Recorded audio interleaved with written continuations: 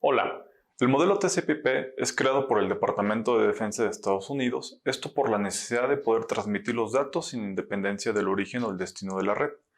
El objetivo era transmitir la información de manera confiable hacia cualquier destino de la red. Desde entonces, el modelo TCP/IP, a diferencia del modelo OSI, se ha convertido en el estándar en el que se basa Internet. El modelo TCP/IP está compuesto por 4 capas: la capa de aplicación, la capa de transporte, la capa de Internet y la capa de acceso a la red.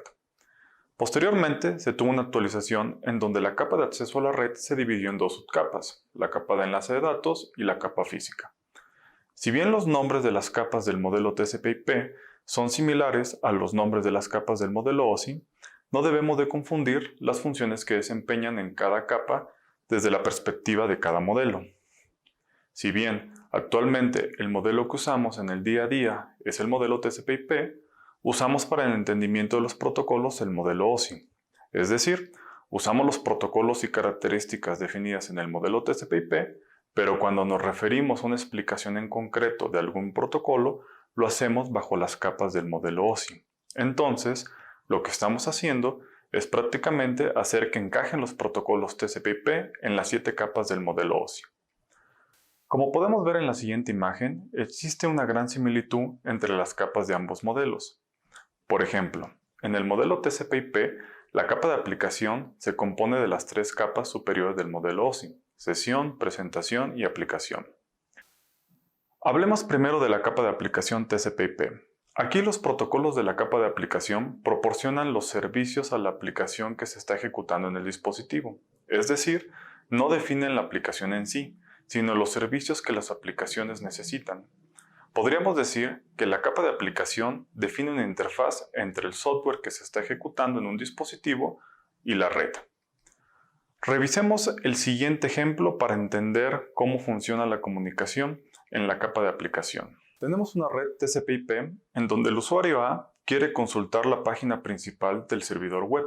Primero, el usuario A pide al servidor web le envíe su página de inicio. El servidor web tiene configurada su página de inicio bajo el archivo página.htm. El servidor envía el archivo página.htm al usuario A y este puede ser visualizada en su navegador web. Ahora, ¿qué protocolos de la capa de aplicación TCP/IP interactuaron para que esta visualización se pudiera dar? Básicamente fueron 2. El primero que se usó fue el protocolo HTTP o protocolo de transferencia de hipertexto. Con este protocolo se puede realizar la petición y la transferencia del archivo de la página web.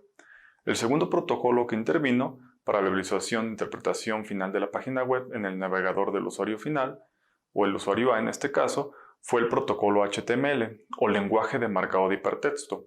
Este protocolo ayuda a interpretar cómo leer el contenido del archivo, es decir, da las instrucciones para la determinación del tamaño, color, fuente, tipo de letra, etc. de la página web. Ahora pasemos a la capa de transporte del modelo TCP/IP. Consta, como ya hemos hablado, de 2 protocolos: el protocolo TCP orientado a conexión o confiable y el protocolo UDP no orientado a conexión o no confiable. Para entender cómo interactúa el protocolo, en este caso el protocolo TCP, vamos a retomar el ejemplo anterior de la comunicación entre el usuario A y el servidor web. Para asegurar que la solicitud inicial del usuario A de la consulta a la página web llegue al servidor de manera correcta, se interactúa con el protocolo TCP. Como vemos en la figura, el software HTTP del usuario A solicita una entrega confiable mediante el protocolo TCP con el comando GET. El servidor web envía un acuse de recibo mediante TCP al usuario A y envía los datos HTTP, y finalmente el usuario A le confirma al servidor web que ha recibido los datos de manera satisfactoria mediante TCP. Si algo hubiera fallado durante la transmisión de la información, el protocolo TCP se hubiera encargado de reenviar la información. Ahora pasemos a la capa de Internet TCP/IP. En esta se define el protocolo IP o Internet Protocol. IP define el proceso de enrutamiento para que los dispositivos puedan decidir dónde deben enviar los paquetes de datos dentro de la red. Tomemos nuevamente el ejemplo inicial de la consulta a la página web. Veamos la siguiente figura en donde explicamos lo que sucede en la capa de Internet para que el usuario A pueda ver la página web. El servidor web tiene la IP 10.10.10.10 y el usuario A tiene la IP 20.20.20.20. Los dispositivos que se usan en este ejemplo para hacer la conexión en la red son denominados routers. Ahora, como primer paso, el usuario A envía el paquete al router 2. El router 2 examina la dirección IP destino, en este caso la IP 10.10.10.10, y toma la decisión de enrutamiento para enviar el paquete hacia el router 1. Cuando el router 1 recibe el paquete, lo envía al servidor web a través de la red Ethernet. Por último, revisamos la capa de acceso a la red.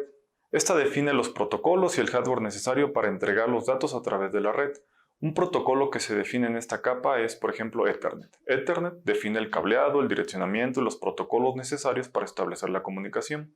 Regresando al ejemplo inicial de la consulta del usuario A para visualizar la página web, tenemos el siguiente diagrama.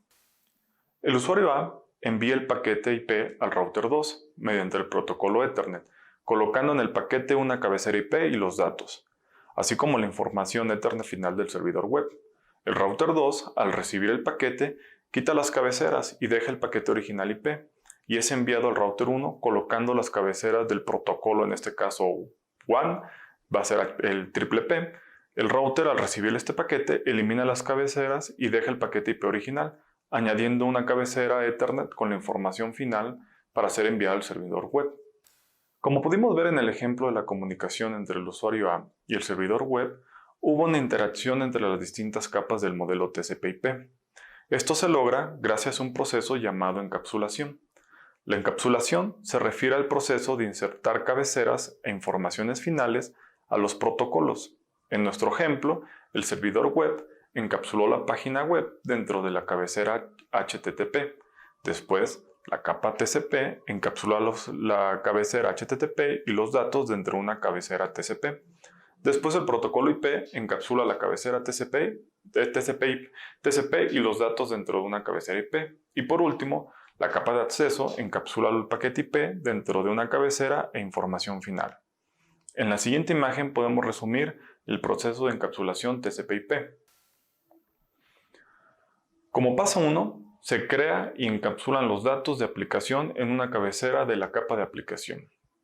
Como segundo paso, se encapsulan los datos provenientes de la capa de aplicación dentro de una cabecera TCP. El siguiente paso encapsula los datos provenientes de la capa de transporte dentro de una cabecera IP. Como paso 4, se encapsulan los datos provenientes de la capa de Internet o de red dentro de una cabecera de información final en la capa de acceso a la red. Y como último paso, se transmiten los bits. Es importante saber cómo es llamada la información dependiendo de en qué capa se encuentre. Si está en la capa de transporte, se le conoce como segmento. Si está en la capa de red o Internet, se le conoce como paquete. Y si está en la capa de acceso a la red, se le conoce como trama.